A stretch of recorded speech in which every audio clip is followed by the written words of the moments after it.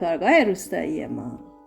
تو این ویدیو میخوایم به سراغ یکی از زیباترین و خوشبوترین گل‌های دنیا یعنی لاله بریم. در مورد لاله یه حقیقتی وجود داره. لاله به تاریخ و فرهنگ و هویت ما ایرانی‌ها گره خورده. نمیدونم چرا ما ایرانی‌ها از همون اولش هم عاشق راز و رمز بودیم. این همه نماد، این همه سخن که در ظاهر یه چیزه ولی اشاره به یک مفهوم دیگه داره، در نمادهای ما ایرانی‌ها فراوونه. لاله هم یکی از هموناست که در ظاهر یک گله ولی دنیایی در پشت خط و خالش پنهون شده. از دیرباز ایران به عنوان کشوری پر از نعمت و زیبایی شناخته می شده. پر از ثروت‌های گوناگون، پر از گونه‌های گیاهی زیبا با درختان و گل‌های فراوان. لاله وحشی یکی از هزاران گل بی‌نظیری بوده که هر سال بهار در دامنه‌های کوهستان و دشت‌های سرسبز بیکران می‌روییده. حضور میلیون‌ها ساله گلی همچون لاله در طبیعت ایران و رویش آن هر بهار شاید در لایه‌های رویی احساس فقط یک حس خوشایندی و سرزندگی به ارمغان بیاره، ولی داستان خیلی عمیق‌تر از این حرف است. حکایت داشتن تعلقه، همونی که خیلی از ماها رو چسبونده به دل این سرزمین. در ظاهر یک گله ولی در اعماق روح و روان یک زنجیر اتصال به عشق به سرزمین مادری. تک تک این عوامله که ما رو به این آب و خاک گره زده و حاضریم که حتی براش بمیریم. هویت چیز خیلی قشنگیه، چیزی که خیلی از ما این روزا شاید حتی بهش فکر هم نکنیم، ولی حتی اگه بهش فکر هم نکنیم وجود داره و کار خودش رو میکنه. شاید به دلیل همین حس هاست که لاله میاد و نماد بعضی از چیزها میشه. مثلا نماد خون سیاوش، روایتی هزاران ساله که بیگناه به زمین ریخته شد و این باور که از رد خون سیاوش لاله رویید بعدها نماد پرتکرار برهه‌های مختلف تاریخ ایران میشه و تا الان هنوز هم ازش استفاده میشه و در پرانتز بگم بعضی وقتا هم ازش سوء استفاده میشه. میخوام بگم که به کار گرفتن نمادها همینجوری الکی نیست، ریشه داره و از کجای تاریخ بیرون میاد. باورها، نمادها، کهن الگوها ریشه در تاریخ یک ملت دارن و گلی مثل لاله در رگ و پوست ایرانیان ریشه دوونده. چه بسیار افسانه و اسطوره‌های مختلف در متون ایران کهن هستند که به نوعی به لاله ربط دارن. مثل همین داستان سیاوش که گفتم. لاله در نظر ایرانیان همزمان که نماد عشق، یادآور شهید هم هست. حضور لاله در سر سفره هفت‌سین این جشن دیرینه و با اصالت ما ایرانی ها و یا اصلا چرا راه دور بریم، جشنواره های لاله‌ای که همین امروزه در نقاط مختلف کشور برگزار میشه و یا اشتیاق مردم به کاشت و نگهداری این گل تو خونه های خودشون، همه گواه این مدعاست که لاله برای ما ایرانی ها فراتر از یک گل معمولیه. این گل زیبا بخشی از هویت و فرهنگ ایرانی رو به نمایش میذاره و حسهای خوب و خاطرات خوشی رو در ذهن و روح ما ایرانی ها زنده میکنه. چه حیف که فرصتی برای یادآوری سیل انبوهی از اشعار شعرای بزرگی چون حافظ و سعدی و مولانا و یا نقاشی ها و نگارگری های دیگر هنرمندان ایرانی که در هر زمان از لاله به عنوان نمادی از زیبایی و عشق و رشادت در آثار خودشون بهره بردند نیست. تمام این مقدمه رو گفتم که یه ذکر مختصری از این سابقه تاریخی و ملی و دلیل این شور و وجد و اشتیاق رو که به گل لاله وجود داره بگم. فقط زیبایی ظاهری و تنوع رنگ و عطر و بوی لاله نیست که این اتفاقا رو رقم زده. بهتره که اینجوری توضیح بدم. لاله و نمادهاش در ناخودآگاه جمعی ما ایرانی‌ها جا خوش کرده. یکم به جمعیت نگاه کنید. من سعی کردم کمی از استقبال بی‌نظیر مردم از لاله ها فیلم بگیرم. البته که این روزها فیلم گرفتن از مردم خیلی سخته و من مجبور شدم که با فاصله و با احتیاط فیلم بگیرم. ولی تمام سعیم بر این بود که بتونم چهره شاداب و امیدوار بازدید کننده ها رو به نمایش بذارم و بگم که روحیه مردم چقدر با دیگر فضاهای شلوغ شهری فرق داره. مردم ایران امروز که سومین رتبه افسردگی رو در جهان دارن، توی این باغ پر از امید و نشاط هستن و منی که به عنوان رهگذر از میونشون رد میشم میشنوم که همش دارن از زیبایی گلها تعریف میکنن و جای دیگر عزیزانشون رو خالی میکنن. حتی رفتار بچه ها هم متفاوت و شادتره. ببینید، من مثل همیشه برای قدم زدن به این باغ اومده بودم. البته که بقیه روزهای سال این باغ یک جای بسیار خلوت و دنجه و جون میده برای مدیتیشن و تفکر.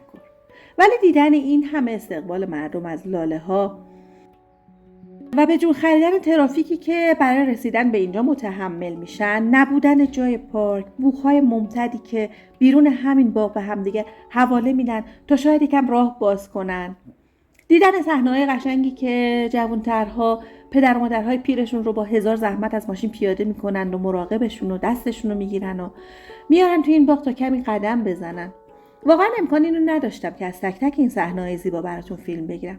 فقط میخوام بگم که این استقبال رو چجوری میخوام براتون توصیف کنم و برم بر سر این موضوع که این فضای ساخته شده از گل‌های لاله و این همه شور و اشتیاق بازدید کننده ها فقط برای دیدن چند تا گل نیست. داستان یه چیز دیگه است. این فضا تونسته روح و روان این همه آدم رو تحت تاثیر قرار بده. تو جامعه نسبتاً افسرده‌ای که امروز ما در ایران داریم، با اون همه مسئله‌ای که هر روز داریم باهاش دست و پنجه نرم می‌کنیم، شما میدونید، منم میدونم که چه چیزایی هست. دیدن این همه نشاط و هیجان واقعاً برام جالبه. انگار که این باغ یه تیکه از دنیاست که قوانین خودشو داره.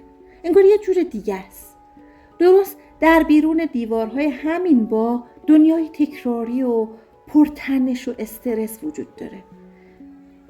اینجوری شد که احساس کردم حال خوب ایجاد شده توسط این گلها ممکنه به سوابق تجربیات روحی ما ربط داشته باشه و نمیدونم، شاید مربوط به تأثیرات رنگ‌ها بر روان انسان باشه و یا حتی به تأثیرات بوی خوش بر خلقیات آدمی ربط داشته باشه. امیدوارم که تا اینجای صحبتام زیاد گیجتون نکرده باشم و صحبتام مفهوم بوده باشه. لطفاً اگه براتون سوالی پیش اومد حتما توی کامنت ها ازم بپرسید تا پاسخ بدم. خب، از اونجایی که تو کشور ما شاید هیچ وقت فرصت تحقیقات این چنینی به وجود نیومده و تحقیقات در حد تحقیقات دانشجویی باقی مونده و از کتابخونه‌های دانشگاه هم فراتر نمیره، فکر کردم برم به سراغ تحقیقات یک کشوری مثل هلند که از طریق همین لاله ها داره نون میخوره. یک کشوری مثل هلند که خاستگاه اصلی لاله در جهان شناخته میشه، تحقیقات گسترده‌ای در خصوص گل لاله از دیدگاه‌های مختلف انجام شده. به هر حال تولید گل و به خصوص گل لاله در این کشور از اهمیت اقتصادی و فرهنگی بالایی برخورداره و در واقع پرورش لاله در هلند یک شغل پردرآمد و پررونقه. تحقیقات علمی گسترده‌ای که در مورد گل لاله در زمینه‌های مختلف از جمله ژنتیک، فیزیولوژی، تاریخ، فرهنگ، اقتصاد، بازاریابی، گردشگری، روانشناسی، جامعه شناسی، محیط زیست و اخلاق و لاب انجام شده و پژوهشگران در این زمینه مشغول یافتن کشفیات جدیدتری هم هستند. تحقیقاتی که در هلند به منظور جذب توریست بیشتر انجام شده نشون میده که هر ساله در ماه آوریل هلند میزبان بیش از 1 میلیون توریست برای دیدن از مزارع گل لاله‌شون هست. همچنین اونا تحقیق کردن که توریست های هر کشور برداشت خاص خودشون از لاله ها دارن. به طور مثال لاله های قرمز در فرهنگ های عربی نماد عشق و شور هستند، در حالی که همین لاله های قرمز در فرهنگ های شرقی نماد ثروت و خوششانسی هستند. تحقیقات نشون داده که لاله های قرمز برای بازدید کنندگان جذابتر، هیجان انگیزتر و با ارزشتر از انواع دیگر لاله ها هستند. در پژوهش‌های دیگری در خصوص تاثیر بوی لاله‌ها بر مخاطبین که در دانشگاه‌های هلند انجام شده، مشخص شده که بوی لاله میتونه بر خلق و خو، سطح استرس افراد تاثیر بذاره. بوی لاله‌های شیرین و میوه‌ای باعث آرامش، شادی و بوی لاله‌های تند و گزنده باعث تحریک و هیجان میشه. همچنین در مطالعه‌ای که در انگلستان انجام شده مشخص شده که افرادی که در معرض بوی لاله‌ها قرار گرفته بودند عملکرد بهتری در تست‌های حافظه و تمرکز داشتند. در حال حاضر هم تحقیقات برای درمان احتمالی بیمارانی که در حوزه سلامت و روان دچار مشکل هستند همچنان ادامه داره. علاوه بر مواردی که راجع بهشون صحبت کردیم که به طور مستقیم برای کشور هلند به واسطه کاشت لاله درآمدزایی داره، چندین مدل دیگه درآمدزا هم هست که باعث میشه هلند ازش تأمین سرمایه کنه که من چند تاشو براتون میگم. پرورش و فروش لاله به صورت عمده و خرده فروشی. صنعت لاله در هلند از نظر اقتصادی بسیار حائز اهمیته و سالانه میلیون ها یورو جذب سرمایه از این طریق اتفاق میفته. فروش پیاز لاله به صورت عمده و خرده. هلند سرزمین لاله ها شناخته شده و طبیعیه که همه کشورها از هلند پیاز لاله خریداری کنند. سالانه حدود 12 میلیارد یورو پیاز لاله به بیش از 100 کشور در دنیا صادر میشه. برگزاری فستیوال های سالانه لاله و جذب توریست به صورت گسترده. صنعت گردشگری در هلند از نظر اقتصادی بسیار حائز اهمیته و سالانه میلیاردها یورو به اقتصاد این کشور کمک میکنه.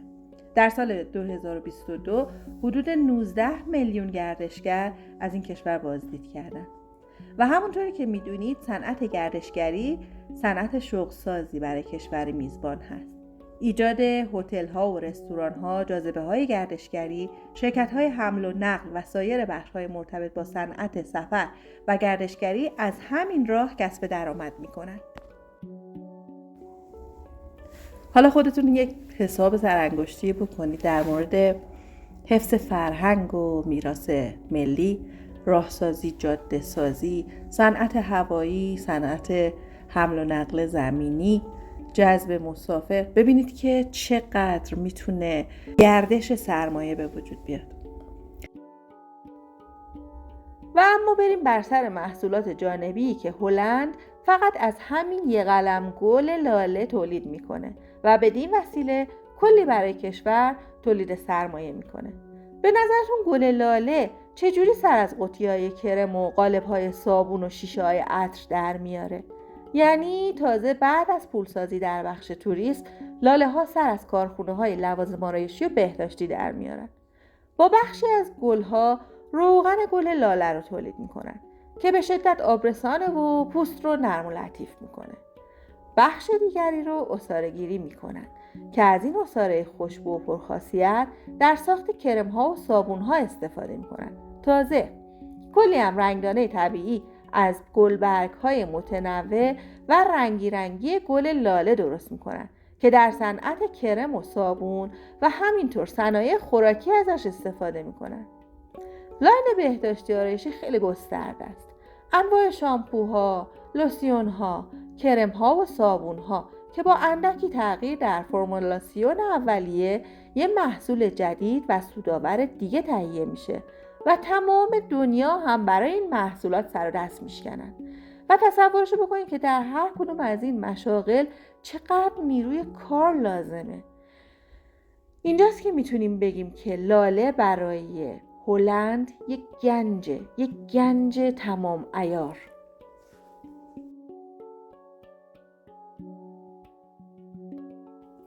خب برگردیم به ایران خودمون. من این همه رو در مورد هلند گفتم تا در آخر بگم که مساحت ایران 40 برابر مساحت کشور هلنده.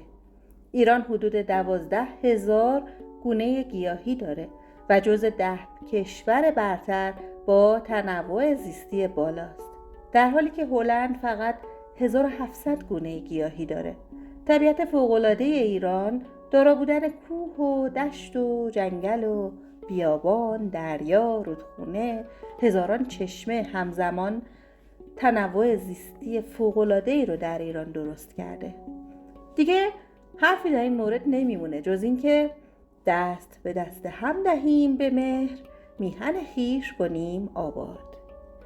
هدف من از ساخت این ویدیو تجدید میثاق با ارزش‌ها و دارایی‌های کشورمون بود و مطمئنم که یه روز خیلی نزدیک همه چیز درست میشه و ایران جانمون آباد میشه و این امر فقط و فقط با آگاهی اتفاق میفته. اگه ویدئوی امروز رو دوست داشتید حتما برای دوستانتون ارسال کنید تا هم دلگرمی برای دوستانتون ایجاد کرده باشید و هم به من در ساخت ویدئوهای بیشتر انگیزه داده باشید. لطفاً منو از نظرات خوبتون بی بهره نذارید.